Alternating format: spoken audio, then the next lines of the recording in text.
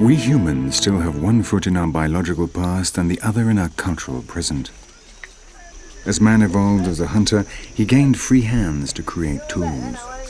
This led to an increasingly large brain, finally making possible the appearance of language. Then, like these Houaranis in the jungles of Ecuador, we were capable not only of inventing darts and blowpipes, but also of coating them with poisons obtained from nature. Thanks to speech, hunters could tell each other where the prey was, could describe the landscapes, and what is more important, they could discuss the many different hunting possibilities.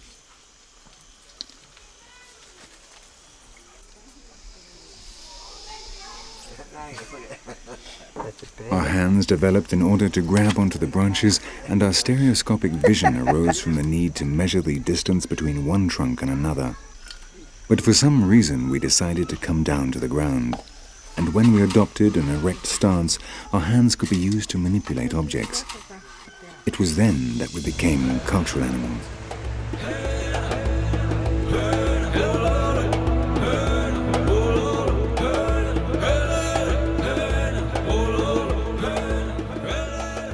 And that happened here, in Africa. These are Bushmen. They have been here in the Kalahari desert for at least 6,000 years. In the same way as the Houarani Indians, they are preparing the poison with which they will smear their arrows. The same purpose, but using different ingredients. The fluids of the larva of a beetle, saliva, kamungarunga seed, and sansevieria root. A mixture capable of felling a gnu with even a superficial graze.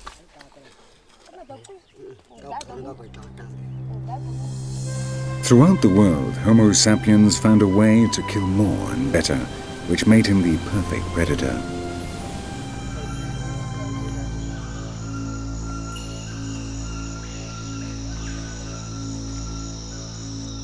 Now the animals he once shared the trees with have become his prey, his source of energy.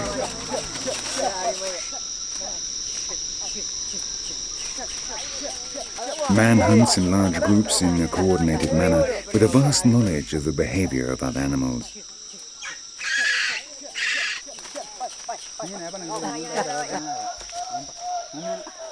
The young Houarani learns from his elders, observes and trains, sharing their experience.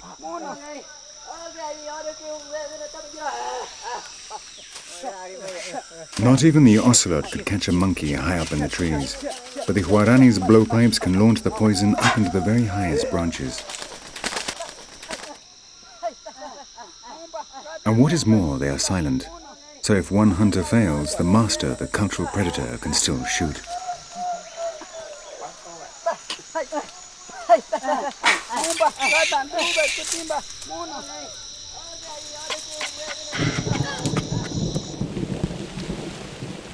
In just a few minutes, the poison takes effect in the monkey's body, and man once more climbs up into the branches, but this time to claim the reward for so many thousands of years of evolution. Cooperative hunting brought with it other consequences. The impulse to kill became dissociated from the impulse to eat when the food had to be transported to a home base. Then groups of males took over the task of getting meat for the family unit. Sharing the journey, risks and strategies forged loyalty among them.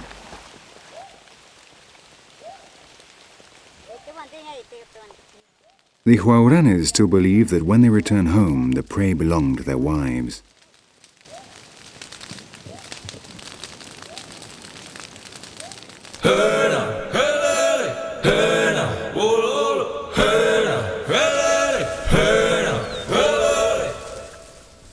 On the other side of the world, in Namibia, the Bushmen are also starting a day of hunting, but in very different surroundings.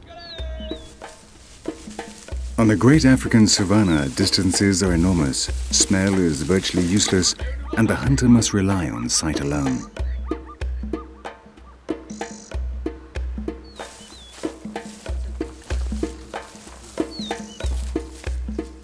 Sight, and of course experience and knowledge of the terrain. The signs left behind by the passing herds speak to the Bushmen. Every blade of grass provides information. Every stone conveys a message.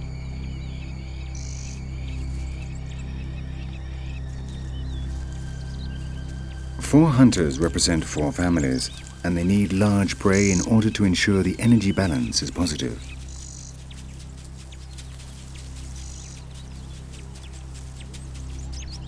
There they are, but getting close to a herd of oryx is not easy.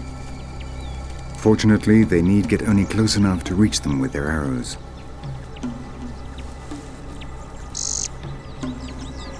Again, the silence of the arrows is a major advantage.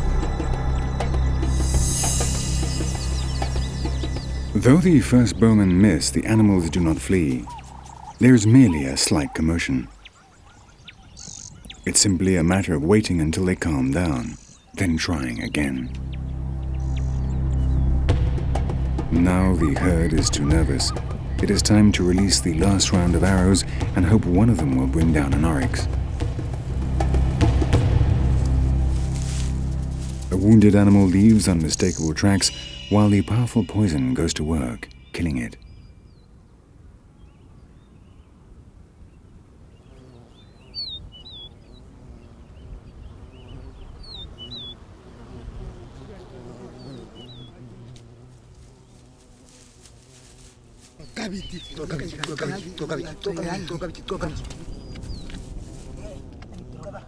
The long-awaited moment has arrived.